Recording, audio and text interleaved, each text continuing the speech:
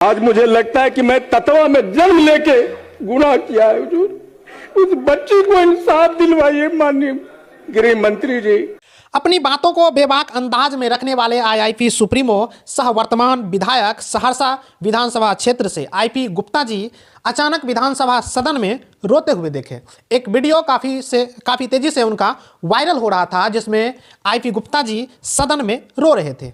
वे एक बच्ची की न्याय को लेकर, एक बच्ची के साथ अन्याय जो हुआ, दुष्कर्म जो हुआ, दुष्कर्म के बाद उनकी हत्या हो गई, उनकी हत्या कर दी गई, उन बच्ची के मामले को लेकर लगातार सदन में बोलते बोलते अचानक रो पड़े। उनके आंखों में दर्द भरा आंसू था, उनके चेहरे पे भी वो दिख रहा था स्पष्ट। लेकिन शर्मसार तो तब हो गई जब सदन में सामने सत्ता पक्ष के कुछ नेतागण हंस रहे थे इन बातों को लेकर। अब जरा सोचिए कि एक बच्ची के साथ इस बिहार में पहले दुष्कर्म होता है, उसके बाद उसकी हत्या होती है, उसके बाद डीजीपी साहब, मुख्यमंत्री महोदय, गृह मंत्री महोदय, जहां जहां भी लोगों का पहुंच होता है, एसपी, डीआईजी, तमाम लोगों को चिट्ठियां लिखी जाती है, ऐसा आईपी गुप्ता जी कह रहे थे। और उसके बाद नहीं होने के बाद भी परिवार के लोग आईपी गुप्ता जी के पास जब आते हैं तो आईपी गुप्ता जी बेबाक अंदाज में सदन में जब अध्यक्ष महोदय के सामने इन बातों को रखते हैं तो सामने से सत्ता पक्ष के मंत्री और विधायक महोदया हंसती हुई नजर। आज मुझे लगता है कि मैं ततवा में जन्म लेके गुनाह किया है हुजूर।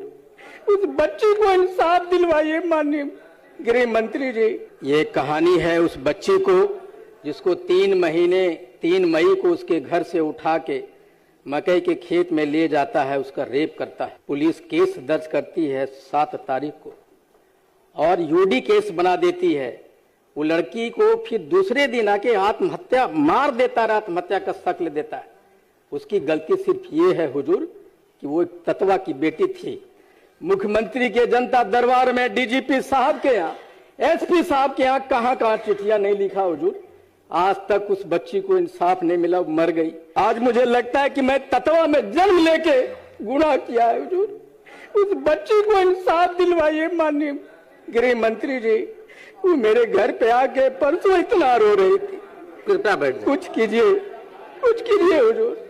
अब जरा सोचिए, ये घटना आईपी गुप्ता जी के परिवार के साथ नहीं हुआ है, ना आईपी गुप्ता जी के सगा संबंधी के साथ हुआ है, ना आईपी गुप्ता जी के बेटी के साथ हुआ है। वो हुआ है बिहार के एक बच्ची के साथ, बिहार के एक बेटी के साथ, जिसके साथ अन्याय हुआ है, दुष्कर्म हुआ है, और उसके न्याय के लिए आवाज़ उठा रहे थे आईपी गुप्ता जी।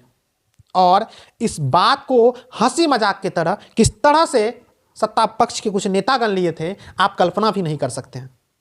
मेरा मानना है कि अगर सत्ता पक्ष के उन नेताओं के साथ भी अगर होता है तो, और जो जिसके दिल में इंसानियत है, जो इंसानियत को समझते हैं, जो उस दर्द को समझते हैं, इस तरह के अंदाज में हंसते हुए नहीं दिखाई देंगे। लेकिन उनका दर्द हर किसी को समझना चाहिए। ये मानवता का धर्म है।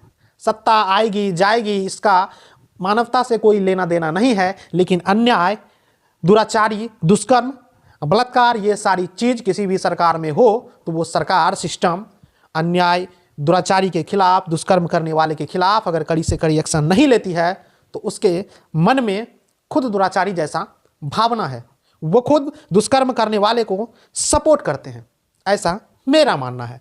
बाद बाकी इस पूरे घटनाक्रम को आप किस अंदाज में देखते हैं, अपनी राय कमेंट में जरूर दीजिएगा। बाद बाकी आप देख रहे थे आशीष बोलता भारत को, और मैं हूं कृष्णा। फिर मिलेंगे अगले वीडियो में, तब तक के लिए जय हिंद।